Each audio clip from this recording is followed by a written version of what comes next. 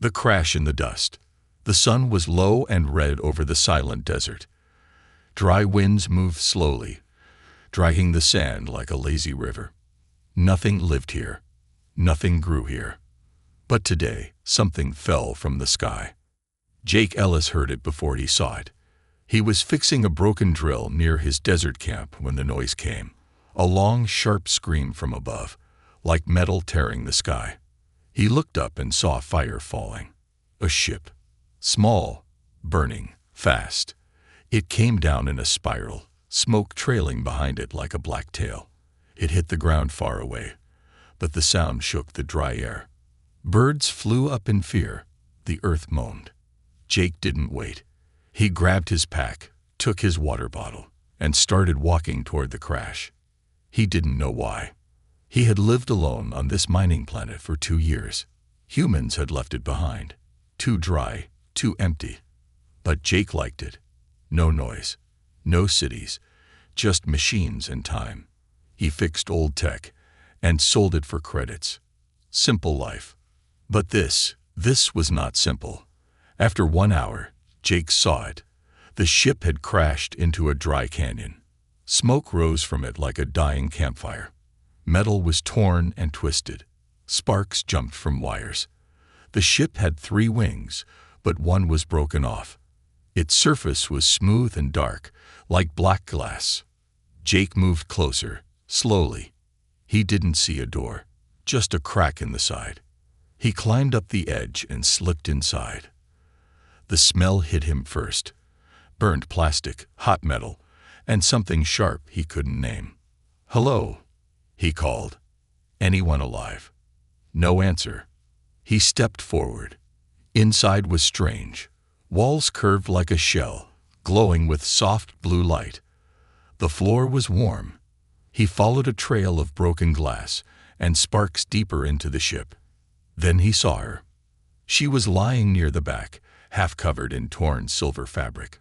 Tall, skin like pale stone, hair white as snow. Eyes closed. She was breathing, but barely. Jake froze. She wasn't human. He moved closer, heart racing. Her arm was cut. Blood, silver blue, leaked from the wound. Her body had strange tattoos glowing faintly. Her chest rose and fell. She was alive. "Hey," he said gently. "Can you hear me?" Her eyes opened. They were silver too. They locked onto his, sharp and clear. Her lips moved. She said something in a language Jake didn't understand. She tried to sit up but gasped and fell back. Her hand pointed at the wall, at a panel with blinking lights. Then she pointed to the engine behind her. Her eyes pleaded. "You want me to fix it?" Jake asked. She nodded. Jake looked at the engine.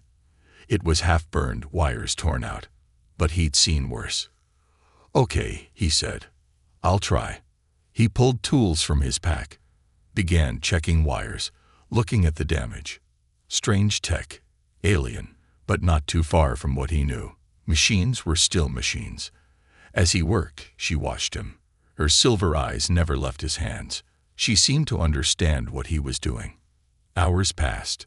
Outside, the sun went down. Stars filled the sky. Jake stopped to rest, gave her water. She sipped it slowly, weak but thankful. He looked at her again. Who was she? Why was she alone? Why had no one come for her? "You don't belong here," he whispered. She blinked, as if understanding. Jake stood up and went back to work. He didn't ask questions. Not yet.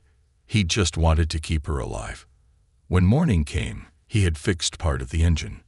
Not enough to fly, but enough to power lights, air and heat. The ship came back to life. Soft hums, gentle lights. The woman smiled weakly. Jake sat beside her. "I need a name to call you," he said. She pointed at herself. Her voice was soft and strange, but one word came clear. "Sarah." Jake smiled. "I'm Jake." Sarah touched his hand, then pointed at the stars through the ship's broken window. Her eyes turned serious. Danger was coming. Jake didn't know who she was or why she had crashed. But in that moment, he knew one thing. He had to protect her, even if she wasn't human. Even if the whole galaxy was looking for her. Parts and secrets. The desert air was quiet again, but something had changed. The silence felt heavier, like it was watching. Jake stood outside the alien ship, looking out over the endless sand. He hadn't slept. He couldn't. Inside the ship, the strange woman, Sarah, was resting. He had kept her alive, but he had no idea what he had brought into his world. She wasn't normal, not even by alien standards. Her ship didn't match any design in the galactic files he had seen before. It was old, yes, but advanced. More advanced than anything Jake had ever repaired. And the tech inside, it felt alive. He walked back into the ship. The lights were dim, but glowing. Soft blue lines moved along the walls like veins. The panels pulsed with life. It was like the ship was breathing. Sarah was awake now. She sat up slowly, holding her side. She didn't speak, but her eyes followed Jake as he moved through the ship. He looked at the damage again. The engine was in pieces, torn, burnt, melted from the inside. But some parts could be saved.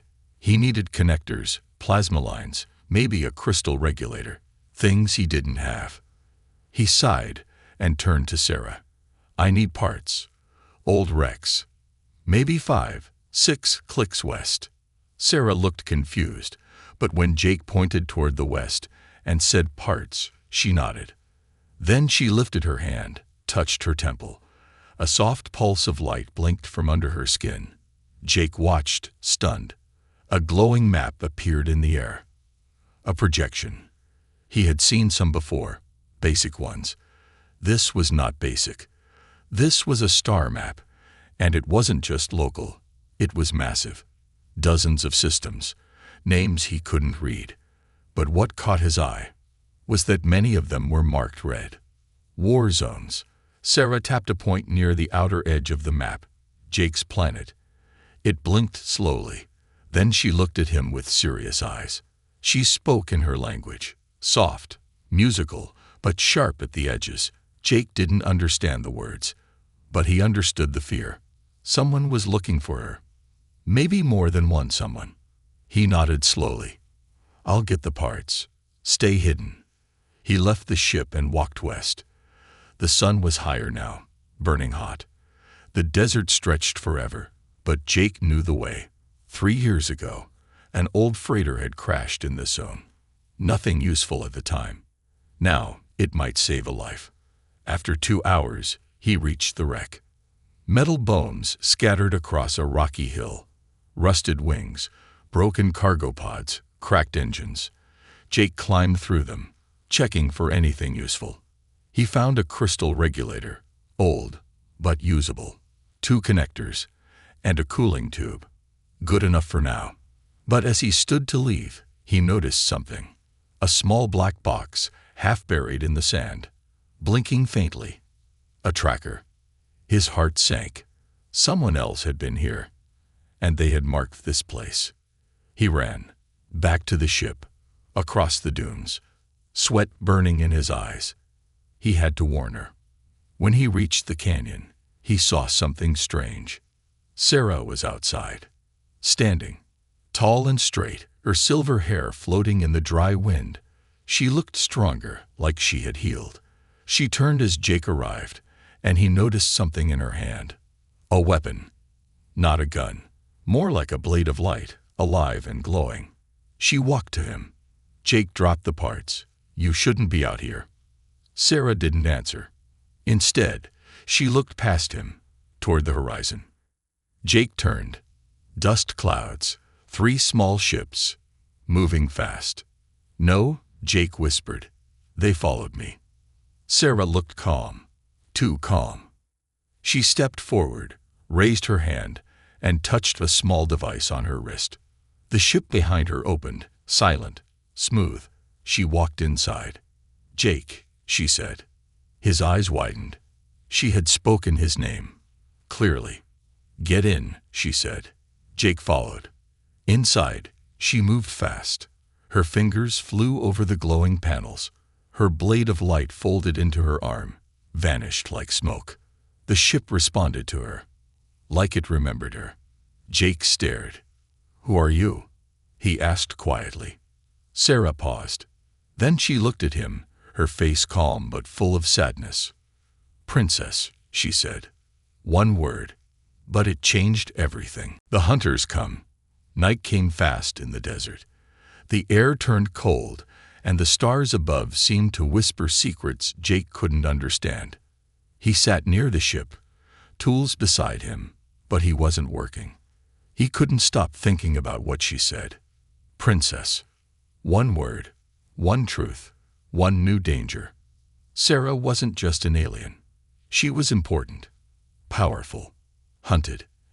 And now, Jake was caught in the middle of something far bigger than a broken engine. Inside the ship, Sarah was sleeping again. She had used too much energy standing outside earlier. Her body needed more time to heal. The strange tattoos on her skin now glowed dimly, like starlight trapped under her skin. Jake sat with a blaster in his lap. He had found it in the ship's storage bay. Alien-made, but easy to understand. One trigger, 2 charge modes. He hoped he wouldn't need to use it, but he had a bad feeling. And he was right. In the middle of the night, the sand began to shake. Just a little. Jake stood quickly, eyes scanning the dark. He climbed a nearby rock for a better view. Then he saw them. 3 bikes, low to the ground, sleek, fast, moving like shadows across the sand. Silent. They had lights off. Whoever they were, they didn't want to be seen. Jake ran back to the ship. He tapped the panel near the door. "Wake up," he shouted. "They're here." The ship's lights blinked on. Panels glowed. Inside, Sarah's eyes opened. She sat up fast, already alert. "Hunters," she said quietly. "Who are they?" Jake asked. "Mercenaries. Bounty men. They come for royal blood." Jake felt cold. "They know you're here." She nodded. "How many?" "More will follow." Jake tightened his grip on the blaster. "Then we fight." Sarah looked at him, surprised, touched. She stood and placed a hand on the wall. The ship responded. A soft hum filled the air. Outside, small panels slid open from the ship's surface. Defense systems, weak ones, but enough to slow the enemy down. Jake took position behind a large rock near the ship's edge. The bikes came closer. They were fast, sleek, sharp angles like blades. 3 riders, dressed in dark armor, faces hidden behind helmets. One carried a pulse rifle. Another held a scanner. The third, taller than the rest, had a long red cloak and no visible weapon. They stopped 20 feet from the ship. The one in red stepped forward, spoke through a voice box. "Hand over the girl." His voice was cold, practiced.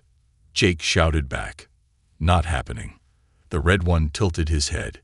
"You are human. Weak. Why die for something not yours?" Jake raised his blaster. "She's not a thing." The hunter raised his hand. A signal. The other 2 moved fast. Blaster fire lit the night. Blue streaks. Sparks. Dust exploded into the air. Jake ducked, rolled behind another rock. He returned fire. Quick bursts. One hit a rider's shoulder. The armor cracked. Sarah appeared at the ship's door. She held her light blade again, longer this time. It pulsed like a star. She moved fast, too fast. With one leap, she was on the rider with the pulse rifle. One clean strike. His armor shattered. He fell. The second rider tried to run, but Jake aimed carefully and fired. Hit. He went down. Just the red one remained.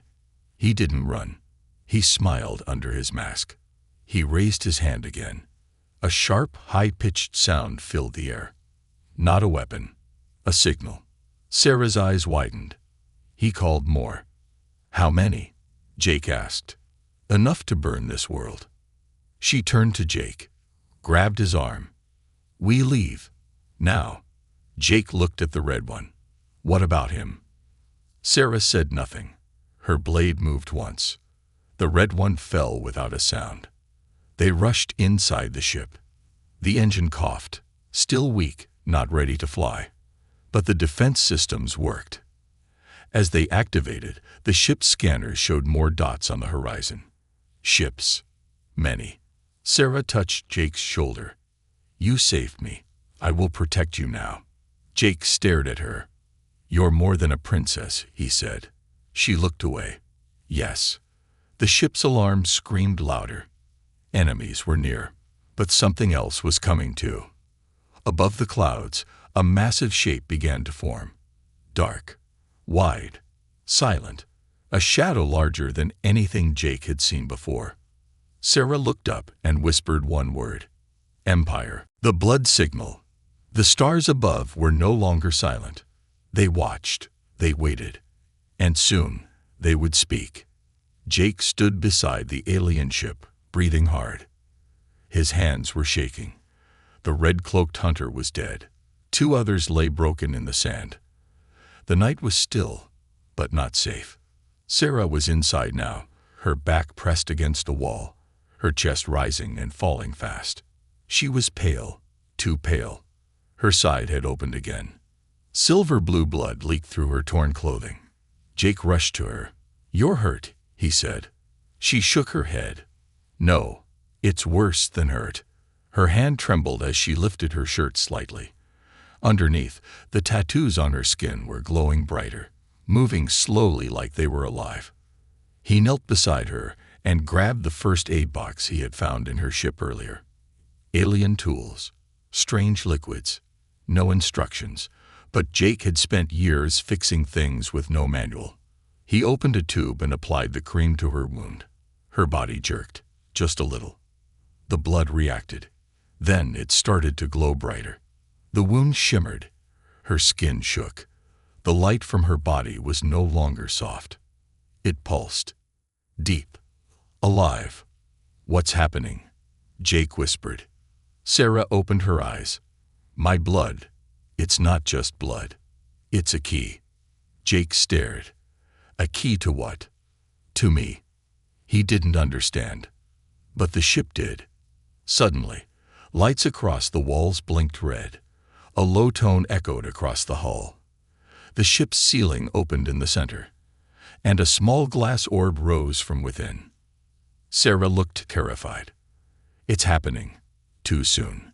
The orb scanned the room. Then it floated closer to her. A red beam came out from its center and touched her glowing wound.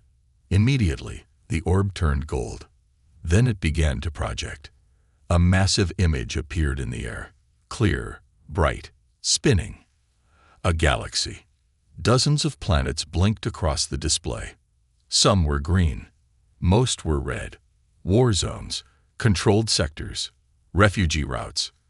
And at the very center, marked in white, was a planet shaped like a diamond. Jake had never seen it before. Sarah stared at it in silence. "What is that place?" Jake asked. "My home." Then the voice came. Not from her, not from Jake, not from any speaker. It came from the ship itself. Old, deep, powerful. Royal blood detected. High Empress confirmed. Alert activated. Coordinates transmitted to Crown systems. Jake froze. "Wait," transmitted. "To who?" Sarah looked at him with sorrow. "To everyone." "What do you mean, everyone?" "To those who still serve me, and those who want me dead." Jake stood up, panic rising.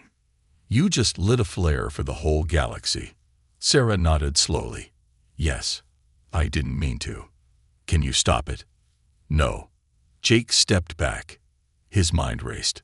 Out there, in the deep dark, hundreds of ships might have seen that signal. Mercenaries, bounty hunters, soldiers, royal fleets, rebels, monsters. They were all coming now. For her. "How long?" Jake asked. "Hours, maybe less." The orb returned to the ceiling. The ship's systems calmed down, but the danger had already begun. Jake looked down at her. She was trying to stand again. Her body trembled, but her will was iron. "We need to move," she said. "The engine's not flight ready." Then we hide. Deeper. Old tunnels beneath this land. You know this place. I knew every world we ever ruled. She limped toward the exit, and Jake moved to help her. They left the ship behind for now, setting the systems to auto-hide mode. The ship's body melted into the canyon wall, folding in on itself until it looked like nothing more than cracked stone. They walked under moonlight, one human and one royal fugitive, until they found an old mining shaft half buried in the sand. Inside, the air was cooler, darker, quieter. For a moment, they rested. Jake looked at her. "I think you should tell me the truth now." Sarah leaned against the wall. Her eyes were tired, but strong. "My name is Sarah of the House Valdar." "I thought you said princess." "I lied. I'm the Empress. Or I was." Jake blinked. "What happened?" "I tried to stop the wars. I tried to change the Empire. They didn't want peace. So they tried to kill you." "Yes. My own blood turned on me." She looked away. Shame touched her voice. "My sister sent the hunters. She wears my crown now." Jake sat beside her. The silence between them stretched. Then he said softly, "Why didn't you tell me sooner?" "I didn't want you to be afraid." "I'm already afraid." She looked at him. He smiled weakly. "But I'm still here." She smiled back, just a little. The moment broke when the walls around them shook slightly. Distant engines. Approaching fast. Sarah stood up straight. "They found the signal." "Already?" "Yes. They're closer than I thought." Jake looked around. "We need to move again." Sarah placed her hand on his shoulder. "No. We fight." The Empire's reached the tunnels echoed with the hum of distant engines. Jake could feel them in his bones, vibrations through the stone floor like slow thunder. It was only a matter of time before the Empire's ships arrived above ground. They weren't just hunters now. They were soldiers. And they were coming for their Empress. Sarah moved carefully through the old shaft, her glowing skin casting soft light on the ancient walls. This place was old, carved by machines before she was even born. "These tunnels," Jake said, following behind her. "How do you know them?" Sarah touched one of the walls. Dust fell away, revealing a faded symbol. 3 stars inside a circle. "My people built them," she said quietly, "when this planet was still part of the galactic core." "But it's a dead world now," Jake whispered. Sarah nodded. "That's what the Empire does, when a place becomes inconvenient." Jake didn't answer. There was nothing to say. The air grew colder as they walked deeper. They passed empty rooms, broken mining equipment, walls scratched by time. Jake noticed strange writing carved into the stone. Alien letters, glowing softly. "What's that?" he asked. Sarah didn't answer at first. Then she said, "Names of those who stayed behind. When the Empire left this world, some of my people stayed to protect the secrets here." "Are they still alive?" "No, not anymore." They reached a large chamber. Broken statues stood in the corners. Tall figures with wings, faces hidden behind masks. In the center of the room was a long stone table, and on top of the table, something wrapped in black cloth. Sarah moved to it. She unwrapped it slowly. A crown.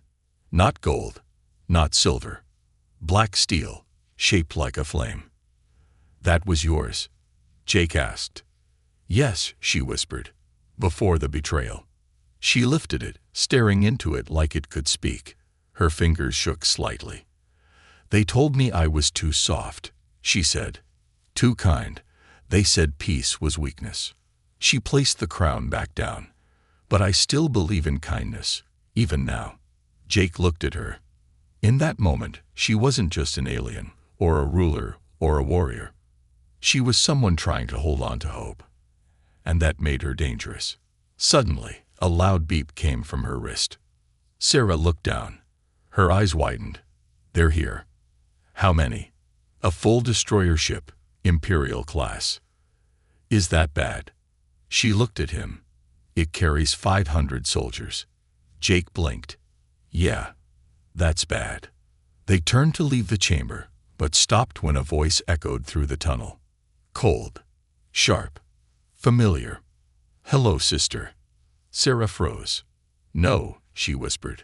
From the darkness, a new figure stepped into the light. A woman, taller than Sarah, dressed in black armor lined with red. Her eyes were silver, just like Sarah's. Her hair was tied back tight. Her face calm. Jake raised his blaster. Who are you? The woman smiled. I am what she failed to be. Sarah stepped forward. Azra. The name cut the air like a blade. You were supposed to be dead, Sarah said. You were supposed to stay hidden, Azra replied. They stared at each other. Two sisters, two rulers, only one throne. Why are you here? Sarah asked. To end it, to erase your name. Forever. The people won't follow you. They already do. Azra raised a small device and pressed it. A hologram filled the chamber, dozens of cities across the galaxy. Massive ships with empire flags. Soldiers standing in lines. Statues of Azra being built. Your memory is fading, she said. They don't speak your name anymore. Jake stepped in front of Sarah. But they will. Azra tilted her head. And who are you? A human. A toy. Jake didn't flinch. I'm the one fixing what your empire broke. Azra laughed. Cute. Let's see how long you last. She pressed another button. Explosions rocked the tunnels. Walls cracked. Dust rained down. Sarah grabbed Jake's arm. We need to move. They ran back through the tunnels as fire and smoke chased them. Behind them, Azra's voice echoed. Run all you want, sister. The galaxy is mine now. They reached a collapsed chamber. Debris blocked the way. Jake pulled out a small detonator from his belt, one he used in mining. He placed it on the rocks. Stand back. The explosion was loud, but quick. They slipped through the opening just as soldiers poured into the chamber behind them. They emerged into the open night and stopped. Above them, hanging in the sky like a black moon, was the Empire destroyer ship. Massive, silent, deadly. Sarah stared up at it, then turned to Jake. We can't run anymore. So what do we do? She stepped closer to him. We fight. We send a message. The true Empress has returned. Jake looked at the sky. The Empire had reached them. But maybe, just maybe, they were ready now. The rising fire. The sky burned black. The Empire's destroyer ship hung above like a god of war, blocking the moon and the stars. Lights blinked along its belly. Weapons turned slowly, searching for heat, for life, for movement. On the ground, Jake and Sarah hid beneath the old rock bridge near the canyon's edge. Neither spoke. There was no need. They both knew what was coming. Sarah gripped the edge of the stone, her silver eyes glowing faintly. Her strength was returning, but slowly. She was still healing, still bleeding somewhere inside. Jake could see it in the way her shoulders slumped. But her spirit, unchanged. If anything, it was burning brighter. We can't fight that thing head-on, Jake said, pointing toward the massive destroyer. Sarah didn't look away from the sky. We don't have to. Not yet. Then what? She turned to him. We wake the old guard. Jake blinked. What guard? The ancient machines beneath this planet. They sleep until a royal command wakes them. They were built during the First Empire, to defend the Empress in time of war. Do they still work? If I live, they will. Jake nodded, already opening his pack. Then let's fix what needs fixing. Sarah gave a soft smile. You're not like other humans. I get that a lot. Beneath the canyon floor, they found a hidden entrance, an old stone door sealed by time and dust. Strange writing covered it, the same kind Jake had seen in the tunnels. Sarah placed her glowing hand on the surface. A warm hum echoed through the rocks. Light ran through the writing like water. The door opened. Inside was a chamber so large, it swallowed sound. And at its heart stood 5 giant machines, warwalkers, each shaped like a beast, one with claws, one with wings, one with blades for arms, one with a long tail, and one that looked almost like a human knight, head bowed. All were silent. All were asleep, until Sarah stepped forward. She bled again, just a little. She let it drip onto the stone below. The room reacted. Red light filled the space. The machines glowed from within. Power returned, and they rose, slowly, like giants waking from a long dream. One spoke in a deep, ancient voice. "Blood of Valdar, you have returned."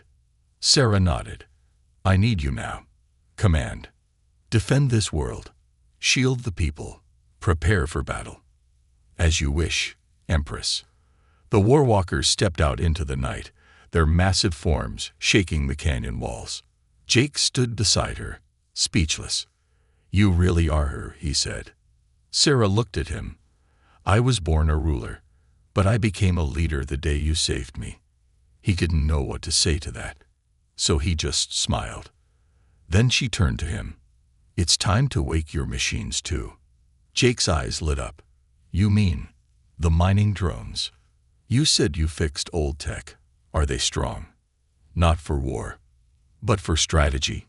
Jake grinned. "Yeah, for that, they're perfect." He ran back to his old camp, dragging crates of small, rusty drones, flying ones, digging ones, even a few that could cut through steel. Within hours, he had reprogrammed them. Now they followed his voice. Sarah watched, amused. "You command them like a king." "Nah," he said, wiping oil off his face. "Just a guy with a wrench." As dawn broke, the ground forces of the Empire finally arrived. Dozens of small ships landed near the canyon. Soldiers poured out in rows, red armor, black flags, silent helmets. They moved with purpose. They moved with power. And they were not alone. Azra stepped down from her command ship. Her face was calm, her voice cold. "Bring me the traitor, burn the rest." But something had changed. This world was no longer empty. When the Empire soldiers moved forward, the ground shook. The warwalkers rose from the dust, blocking the path like titans. Behind them, Jake's drones buzzed, forming clouds in the sky. Then Jake and Sarah stepped forward, not hiding, not afraid. Azra's eyes narrowed. "So you finally choose to die like a queen?" Sarah spoke, her voice louder than the wind. "No, I choose to live like one." She raised her hand. The first warwalker roared and launched forward, crashing into the Empire lines. Jake gave the signal. His drones dropped sonic bombs, blinding the front rows. Battle erupted. Explosions, light, metal screaming against metal. But the people of this planet were fighting back now. Jake moved through the chaos, guiding drones, helping the walkers, pulling injured soldiers to safety, both human and alien. He didn't care about blood anymore. Only loyalty. Only heart. Sarah faced her sister in the middle of the battlefield. 2 rulers. 2 bloodlines. Azra raised her blade. Sarah summoned hers. And they charged. The fight was brutal. Flashes of light, screams of power, rage and grief, and years of betrayal poured into every strike. But in the end, Sarah stood. Azra fell. And the Empire destroyer, seeing its leader fall, began to pull back. One warwalker took flight, wings of fire, and blasted the ship's engines before it could escape. The sky burned again. But this time, for freedom. The Queen and the engineer. Smoke rose in slow ribbons across the broken canyon. The ground was black where ships had burned. The sky, once full of noise and flame, was quiet again. But it was not the same world. It had changed. The people had changed. So had she. Sarah stood on the canyon edge, her cloak torn, one arm held tight against her ribs. The glowing tattoos on her skin now pulsed calmly, like a heartbeat. Her crown was gone. Her armor was cracked. But in her eyes was peace. Jake stood beside her, covered in dust and bruises. He had a small cut above his eyebrow, and his jacket had been burned in 3 places. But his smile was steady, warm. Together, they looked out across what remained. The Empire forces had retreated, what was left of them. The great destroyer had crashed far into the mountains, now a dead hulk with smoke trailing into the clouds. The warwalkers stood like silent giants, watching from the cliffs. Jake's drones hovered in the air, blinking calmly. The fight was over. But the story wasn't. Behind them, refugees were gathering, aliens and humans alike. Old farmers, ex-soldiers, children, broken droids, and others who had heard the signal. The galaxy had heard the call, and now they were coming. Not to kill, to follow. One old alien stepped forward, his back bent, his hands shaking. He knelt before Sarah and said in a cracked voice, "Empress." Sarah knelt down with him. No more kneeling. He looked up, confused. "But you won." She nodded. "And now I want peace. How will you lead us?" "Not from above. From beside." He blinked, then smiled. And for the first time in decades, he stood tall. Sarah rose again and turned to Jake. "You should go." "Go where?" Jake asked. "Back to your world. Your kind. You've done enough." He laughed quietly. "You don't know humans very well." "Why do you say that?" "Because when we fix something, we don't walk away." Sarah paused. "What do you want, Jake?" He looked at the people behind her, the broken droids, the wandering children, the warwalkers still glowing with blue energy. Then back at her. "I want to help build something that lasts." Sarah stared at him. The engineer, the human, the stranger who had chosen kindness over survival. She nodded. "Then stay." And so he did. Weeks later, news traveled fast across the stars. The lost Empress returns. The human who stood with royalty. Is the Empire truly broken? Ships began to arrive, not with weapons, but with food, tools, and hope. Old allies, forgotten planets, silent resistance groups, all reaching out. Some still didn't believe. Others feared what would come next. But most were ready. Ready for a new kind of rule. One not built on fear, but trust. Jake and Sarah worked side by side in the rebuilt Canyon City. They turned the old war tunnels into homes. They planted trees where weapons once stood.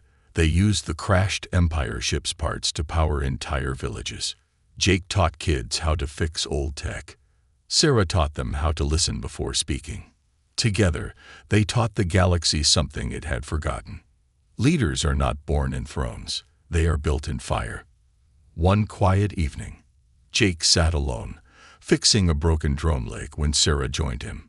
She sat cross-legged, holding a strange device, half music box, half memory crystal. "What's that?" Jake asked. "A story keeper," she said. She tapped it. A soft glow appeared. Voices from the past. Laughter. Her mother's face. Her sister as a child. Before the betrayal. Before the Empire. Jake watched her in silence. Then asked, "Do you ever miss it?" "Miss what?" "The old crown. The old power." She closed the crystal slowly. "Sometimes," she whispered, "but then I remember you." He raised an eyebrow. "Me?" "You didn't bow. You didn't run. You didn't ask for anything in return. That's not special. It is when everyone else forgot how." They sat in silence for a while. Then Jake looked up at the stars. "What now?" Sarah smiled. "Now we give others what you gave me." "What's that?" "A second chance." Months later, Sarah spoke at the first gathering of the Free Worlds. Over 50 planets sent voices. Many still feared open rebellion, but they came anyway. She didn't give a speech from a throne. She stood on the ground, barefoot, sighed Jake. She said, I was born to rule, but I was taught to care. And the one who taught me was not royal, not powerful. He was human. And that made all the difference. The room was silent. Then one person clapped, then another. Soon the hall was filled with sound, not of war drums, but of unity. 1 year later, a statue was built near the canyon edge, not of a queen, not of a soldier, but of a man holding a wrench in one hand and reaching out with the other. No crown, no armor, just kindness. The plaque read, he helped fix a broken alien ship, then helped her fix a broken galaxy.